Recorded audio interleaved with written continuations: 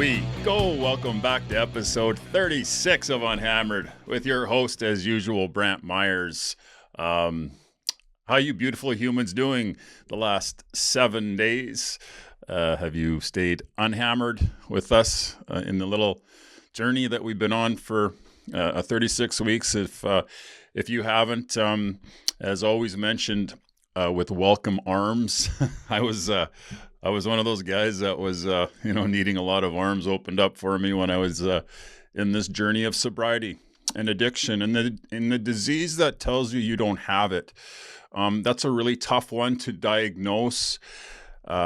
Again, it's you could have everybody in your life that loves you diagnosing you, and you could still be with the shovel, in the hole in Vegas, going, I'm going to keep one more dig here. And anyways, my point is that it's the craziest thing for me is because I was wanting to go to a doctor and get diagnosed for this thing.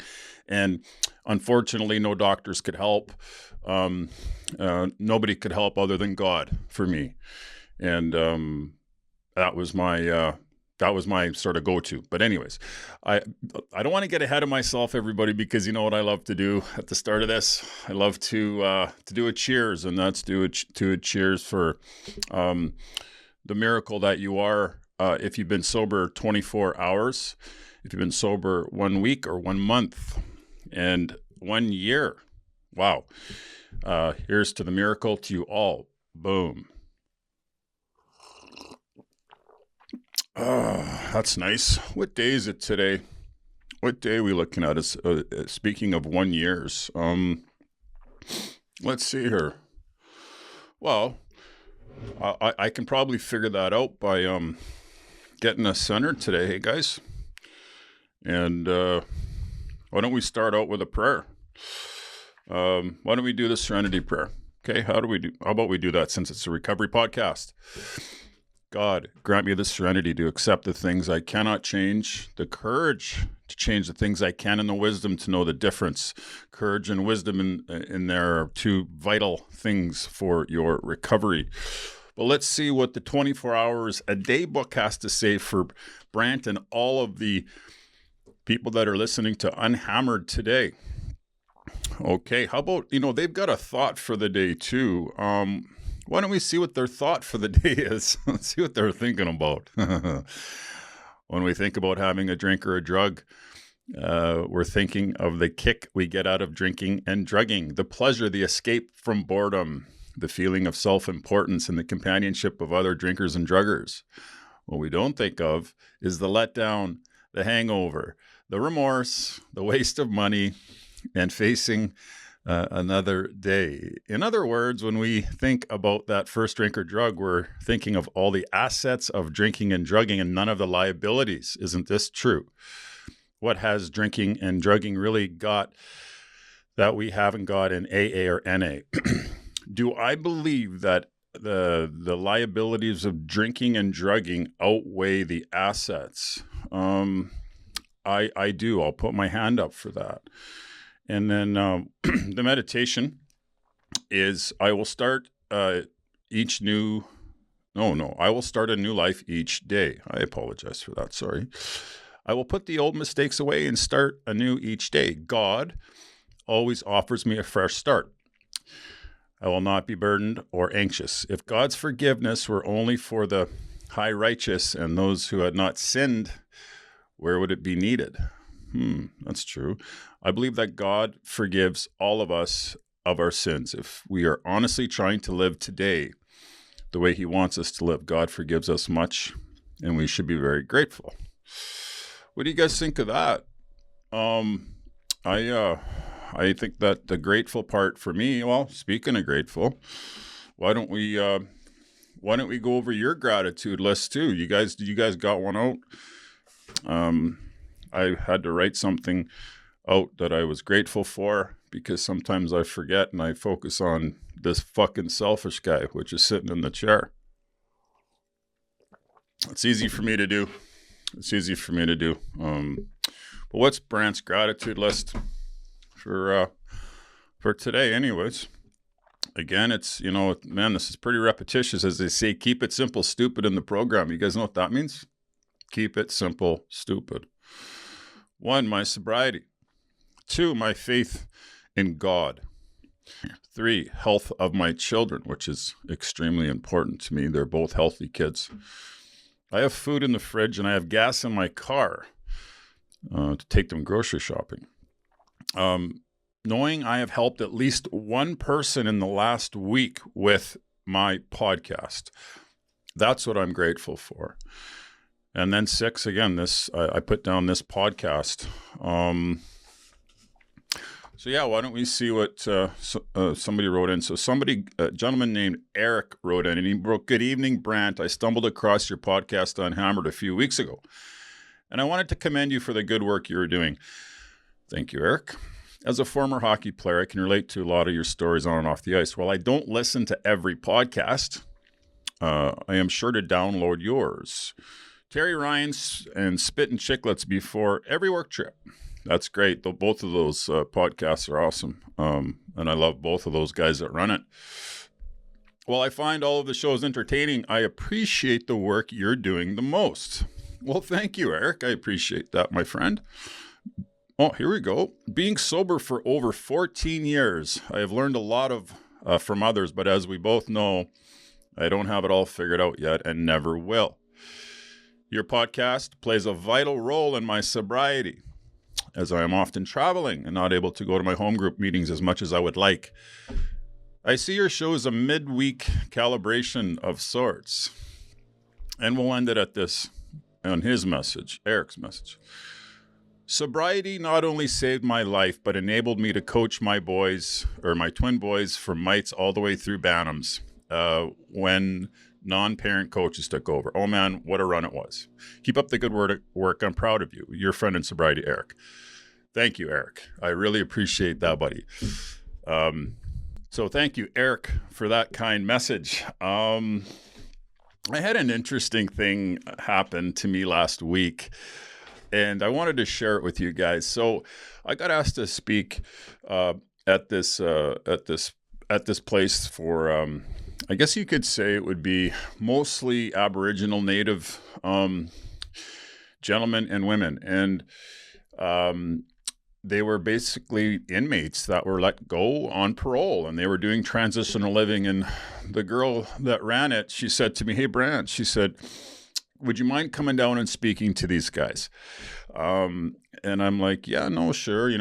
That's what I do in my spare time is I do speaking engagements. So I'd love to."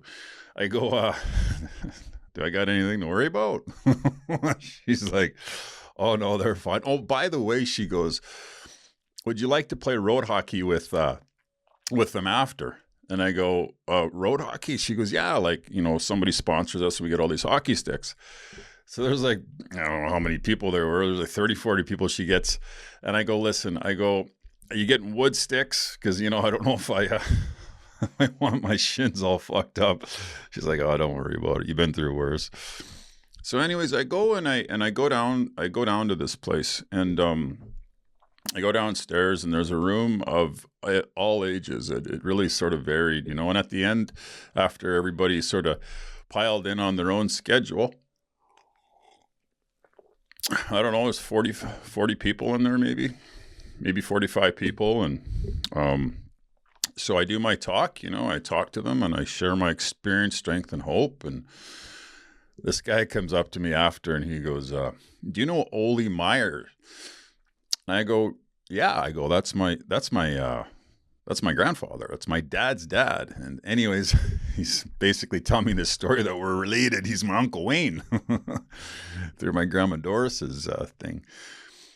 Anyways, the speech ends, and now it's time to go outside, and it's time to not go on the road or anything like that. We went in a field, and they cleaned this field off, and it had ice bubbles on it, and there's 2 nets, and we played a hockey game, and I was out there, and they played for keeps.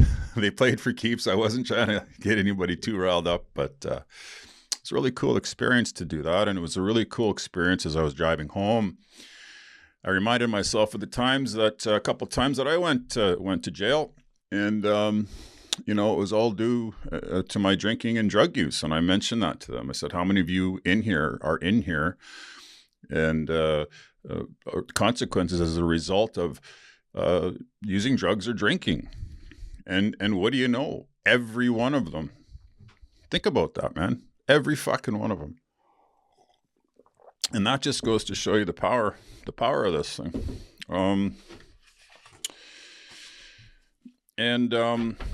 So speaking of that, so this kid says to me, and he sort of blows me away. He goes, Brantt, we got a Q&A going on after. And he goes, Brantt, what happened to Brad? Because I told the Brad story, right?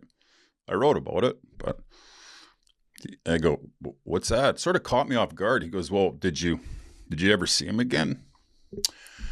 And I said, yeah, I did. And he goes, what happened? I said, I was living in Sylvan Lake at the time. I called my brother Devin, and I said, bring Brad to the lake. And he goes, oh yeah, what do you want to do? I go, no, play a pool game, hang out. Right? So this is the guy that beat the fuck out of my mom when I was young, and gave me a licking too.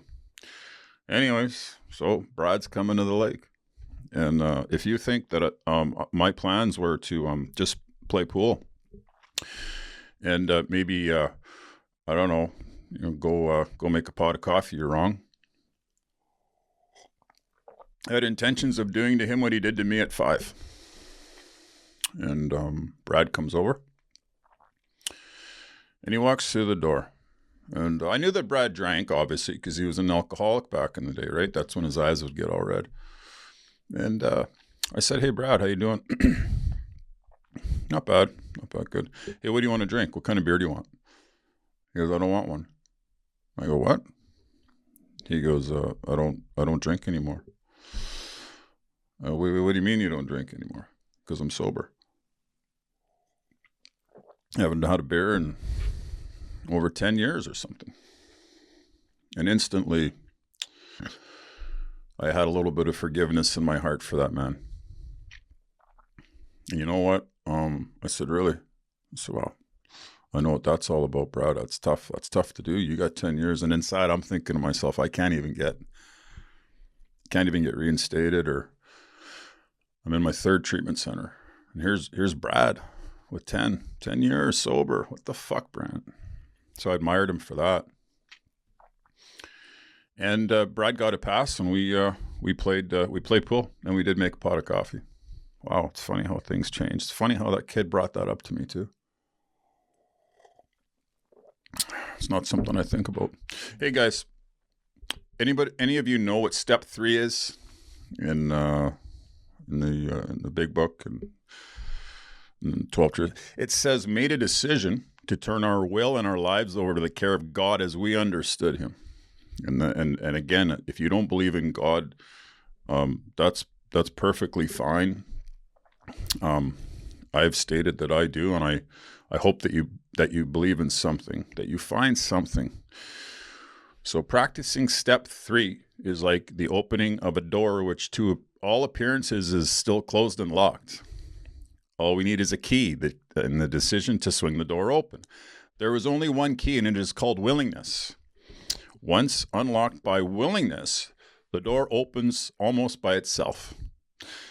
And looking through it, we shall see a pathway beside which an inscription. It reads, "This is the way to a faith that works." In the first 2 steps, we were engaged in reflection. We saw that we were powerless over alcohol and drugs, but we also perceived that faith of some kind, if only in AA or NA itself, is possible to anyone. These conclusions do not require action. They required only acceptance. So even if you're fucking lazy, you can do this. Cool. Like all the remaining steps, step 3 calls for affirmative action. Okay. All right. Well, I guess we got some action. For it is only by action that we can cut away the self-will which has always blocked the entry of God, or, if you like, a higher power. Cool. Into our lives. Faith, to be sure, is necessary. But faith alone can avail nothing. We can have faith yet keep God out of our lives. This is true. I did that. I believed in God, but I kept him out. Therefore, our problem now becomes just how and by what specific means shall we be able to let him in? ? Step three represents our first attempt to do this. In fact, the effectiveness of the whole AA and NA program will rest upon how well and earnestly we have tried to come to a decision to turn our will and our lives to the care of God as we understood him. Okay. To every worldly and practical-minded beginner, this step looks hard, even impossible. No matter how much one wishes to try, exactly how can he or she turn his own will and his own life over to the care of whatever God he or she thinks there is? ? Fortunately, we have who tried it and with equal misgivings can testify that anyone at all can begin to do it. We can further add that at beginning, even the smallest is all that is needed. Once we have placed the key of willingness into the lock and have the door ever so slightly open, we can find that we can always open it some more. So open it just a little bit, that little bit of willingness. Though self-will may slam it shut again, as it frequently does, I agree, it will always respond the moment we pick up the key of willingness. That's sort of cool, hey? Yeah, it's I think addicts and alcoholics or anybody that suffers with resistance when you know that that action needs to be taken, and you don't do it. You sit and you wallow in the self-pity, and gradually, you say you're going to get out of it the next day. Again, back to praying to God. I'm done with this. Just give me one more chance. And those days turn into months, and then they turn into years, And speaking of acceptance, I'm really in acceptance, or I'm in the process of acceptance right now. With a situation in my life that, you map shit out, and you think things are going to be a certain way. And they end up, literally almost being the fucking opposite of what you thought. You're like, really? That, if I was to put some money on that, last year I wouldn't have thought. But anyways, so when we talk about crossroads and being at the crossroads and the word acceptance, I really needed to read this today, everybody, because I'm going through it, man. I'm going through it. I'm in a fucking funk over it, and I'm sad, and I'm going through it, and I got to read acceptance because now I'm not in my will anymore. I'm not. This isn't something that I have to let this go. So here we go, and acceptance is the answer to all my problems today. They capped all. They mean every one of them. When I am disturbed, it is because I find some person, place, thing, or situation, some fact of my life unacceptable to me. Well, and I can find no serenity until I accept that person, place, thing, or situation as being exactly the way it is supposed to be at this moment. Fuck off. I don't want it to be. I don't want it to be. Didn't want it to be this way.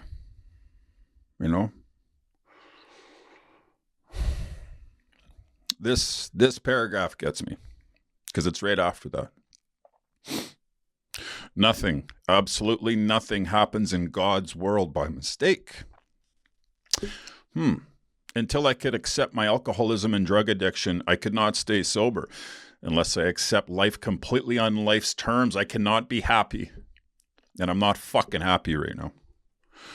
I need to concentrate not so much on what needs to be changed in the world, as on what needs to be changed in me and my attitudes. Fuck off. How about that one? Fuck off. Tired. Sometimes you get tired of doing the right thing, right? And yet I know I'm like I get it. I'm just mad. I'm not mad. I'm not in acceptance. I'm not in acceptance of what's going on. And that's okay. That's okay, because guess what? I'm going to pray about it. Yeah, I'm going to pray about it. I'm going to ask for some strength. And like everything in my life, I'll probably look back on this episode 36, and I'll probably go, wow, did that ever turn out, maybe it was a good thing, maybe it was a good thing, Brantt. And believe me, I could name so many things in my life. I wrote about them where I thought it was just the wrong thing. But this one's, I guess it goes to my heart a little bit, because I had expectations and I was excited. And that's okay, man. That's okay. People, places, and things, you have no control over them, do you? I don't. And that's fine. I'm going to turn this one over to the big man upstairs. Hey, Brantt, do you ever find the days to be long in sobriety? Yeah, I do. I found today to be long, everybody. And I think it's because, the situation, whatever that I'm dealing with, is just life. It's just life, isn't it? And how about this? Yeah, it's long. Yeah, I'm not in the best fucking mood, but that's okay. Why don't we go back to this? So here, where is it? Because this is important. This is important. Where is it? Here we go. Oh, right here. You guys ready?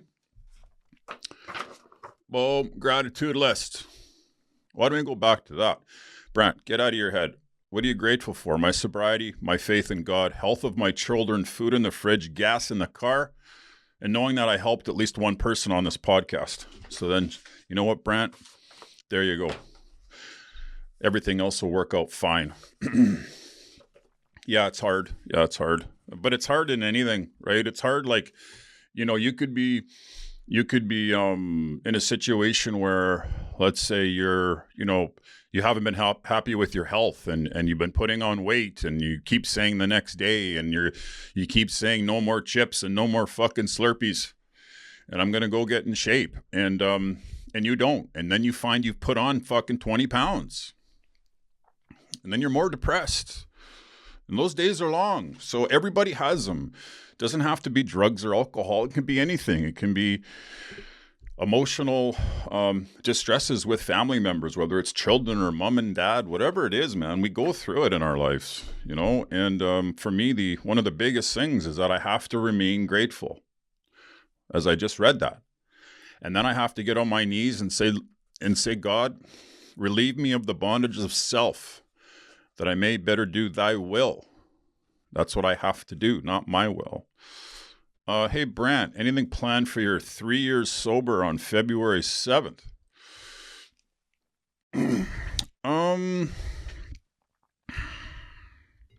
Not really. But man, oh man, am I... I'm really proud of myself. I don't say that a lot. I don't say it that often. I'm really proud of myself for these last 3 years, man. Jesus Christ. It's been 18 or 17 years since I've had any drugs or been high on coke or anything like that. And then 3 years off alcohol will be coming up in, I guess, close to a week. So I'm obviously not getting ahead of myself, because it's one day at a time, right, folks? We know that. I could go out and grab the fucking needle tomorrow. I ain't going to do it today. But do I have any plans? I don't know. Maybe my sister and her husband Donovan might come down and cane her, my buds, and I don't know. I you know what? I guess if I'm just around a couple people, and then I'm going to go to there's a meeting at the church that I want to go to and see everybody. I haven't made it in a while. I apologize to you guys. And they give out coins there, so I'd like to get a 3-year coin. Means a lot to me. What else? So What else we got here, folks? You know what? Can you guys do me a favor and write in and talk to me about the challenges that you've had on your journey, and what have been some of the roadblocks? If you're listening and you can't stay sober and you can't get any time together, what's been the roadblocks for you? Maybe you could let me know. Yeah, where we go. Okay, so somebody wanted to know about if I've ever been close to dying because of my usage or my drug usage. If I've ever overdosed. Oh yeah, I overdosed. I ended up one day it was bad. I ended up doing cocaine probably till 9 a.m, and then there was no cocaine left, so there was a guy smoking crack. I thought that looked like a good idea. Anyways, I take a hit off this pipe, and the next thing you know, I fall to my knees. And now it's Sunday morning, and it's 9 o'clock, and I know that I need to go out, and I need to walk down to the lake. And as I'm walking to the lake, my hands start dripping with sweat, and my throat is clamping up, and I can't swallow. I'm overdosing. I'm dying at this point. And the only thing that comes to my head is, okay, Brantt, go get some help. Go knock on a door. So Sunday morning, I go knock on this door, and knock, knock, knock. And all of a sudden, the lady opens up the door. She goes, "Hey, how you doing?" I said, "Not good." She goes, "What do you mean?" I said, I'm overdosing. I said, "You need to call the ambulance." She goes, "Oh my God." So they called 911. The ambulance shows up. I get in, and all of a sudden, the ambulance driver goes, "Brantt, is that you?" I said, "Yeah." He goes, "Hey, it's me, Mr. McKenzie. I was your grade 7 gym teacher." I said, "Oh, hey, Mr. McKenzie, how are you?" He goes, "Better than you are." I said, "Yeah, no." He goes, "What'd you do?" I said, tonight, what did I do? I said, I snorted an 8-ball of cocaine. I smoked a full joint, and then I took a hit off a crack pipe. I said, "What'd you do?" He goes, "Oh, I didn't do that." I said, "Well, just take me to the hospital. I think I need my stomach pumped." He goes, "Don't worry. We're going to take care of you, Brantt." So I get to the hospital, and guess who's waiting in the emergency room? My grandparents are. They are. And there I am in the emergency room with my shirt off, and they're pumping drugs into me to try and get me, not to die. Not to die. And what do you know? I said with every fiber in my body that I was never going to drink or do drugs again after that night. And what do you know? What was it? 4 months later, I was loaded. Yeah, that's the disease of addiction, everybody. Pretty wild. Glad I don't do that anymore. But I was I'd say I was 15 minutes away from dying. Yeah, because again, I couldn't swallow. Maybe it was even less. Maybe it was 5 minutes, And so, yeah, I've had, that was my scariest moment. And man, I should put that on the gratitude list, eh? I'm grateful that I'm not getting picked up in an ambulance anymore. Actually, I'm going to write that on my next gratitude list. Happy to be sober. Happy to be talking to you beautiful humans. I hope you enjoyed this episode of UnHammered. And I hope that you stay unhammered if you are on this journey. And if you're not, get on the UnHammered bandwagon and let's go. Let's do it together. Takes a village, doesn't it? So have an awesome 7 days. And I can't wait to talk to you beautiful humans next week. Bang.